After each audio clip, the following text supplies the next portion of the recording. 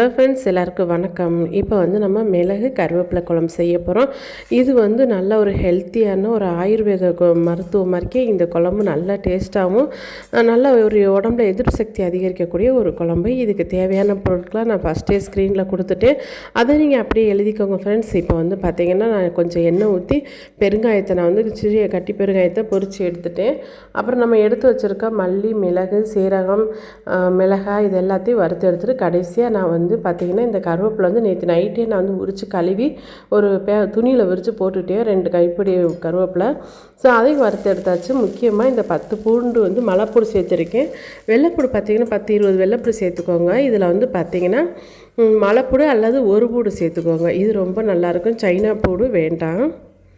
இப்போ எடுத்து வச்சுருக்க எல்லாத்தையும் நல்லா வறுத்துட்டு நம்ம அடுப்பை ஆஃப் பண்ணிடுவோம். சட்டி சூட்லேயே இருக்குது, நல்லா ஆறிடுச்சு. ஆறுனது பார்த்திங்கன்னா நம்ம ஒரு மிக்ஸி ஜாரில் சேர்த்து இதை ஒன்றும் பொடியாக திரித்து மிக்சியில் ஃப்ரிட்ஜில் ஸ்டோர் பண்ணிக்கிட்டிங்க அப்படின்னா 3 மாதம் ஆனாலும் அது கெட்டு போகாமல் இருக்குது. நான் இப்போ பார்த்திங்கன்னா பேஸ்ட்டாகவே அரைச்சிட்டேன். பேஸ்ட்டை அரைச்சி தேவையான அளவு மட்டும் எடுத்துக்கிடுவோம். இப்போ பார்த்திங்கன்னா பேஸ்ட்டு அங்கே அரைப்பட்டுக்கிட்டு இருக்குது. அதுக்குள்ளேயே நான் பார்த்திங்கன்னா எண்ணெய் ஊற்றி சோம்பு, வெந்தயமும் போட்டிருக்கேன். இதில் பார்த்திங்கன்னா வெள்ளைப்பூடு நிறையா சேர்த்துருக்கேன். சின்ன வெங்காயத்தை முழுசாக சேர்த்துருக்கேன். 2 தக்காளி போட்டிருக்கேன். இதை கொஞ்சம் உப்பு போட்டு நல்லா வதக்கிக்கிடுவோம். நம்ம இப்போ தேவையான குழம்பு பொடி நம்ம வீட்டில் அரைச்சா நம்மளுடைய பெஸ்ட்டான ஒரு குழம்பு பொடி. நமக்கு பார்த்திங்கன்னா நம்ம வீட்டில் அரைக்கிற எந்த குழம்பு பொடி அவ்வளோ டேஸ்ட்டாக சூப்பராக இருக்கும். நான் கொஞ்சமாக புளி எடுத்து பார்த்திங்கன்னா கொஞ்சம் தண்ணியாகவே கரைச்சி வச்சுக்கிட்டேன். இப்போ நம்ம போட்டிருக்க அந்த வெள்ளைப்பூடு, வெங்காயம் எல்லாமே பார்த்திங்கன்னா ஒன்று சேர்ந்து வெந்து வரட்டும். இதுக்கு நான் தொட்டுக்க வாழைக்காய் பொடி மாசு வைக்கிறேன். அந்த ரெசிபி வேணும்னா கேளுங்க, கண்டிப்பாக அதையும் நான் போடுறேன் உங்களுக்கு. இப்போ கொஞ்சம் தேவையான உப்பு சேர்த்துருக்கேன். அப்புறம் மஞ்சத்தூள் போட்டு நல்லா கொதிக்க விட்டுட்டேன். நல்லா கொதித்து இந்த குழம்பு பொடியோடைய வாசம்லாம் போனதுக்கப்புறம் நம்ம அரைச்சி வச்சுருக்க இந்த பேஸ்ட்டை அப்படியே நம்ம சேர்த்துக்கலாம்.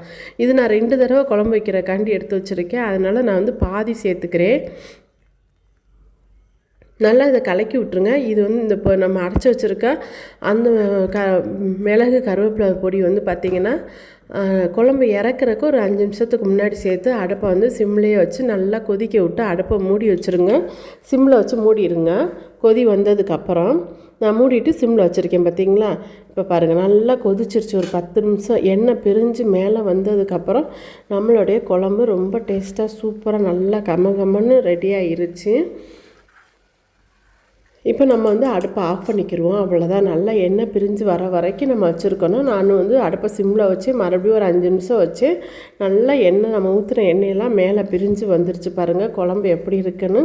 இன்றைக்கி பார்த்திங்கன்னா ரொம்ப அருமையாக இருந்துச்சு இந்த குழம்பு. நான் முன்னாடி ஸ்க்ரீனில் கொடுத்துருக்க அதே அளவு நீங்களும் வறுத்து எடுத்து இதே அளவுக்கு வச்சிங்க அப்படின்னா தாராளமாக 4 பேர் சாப்பிடலாம்.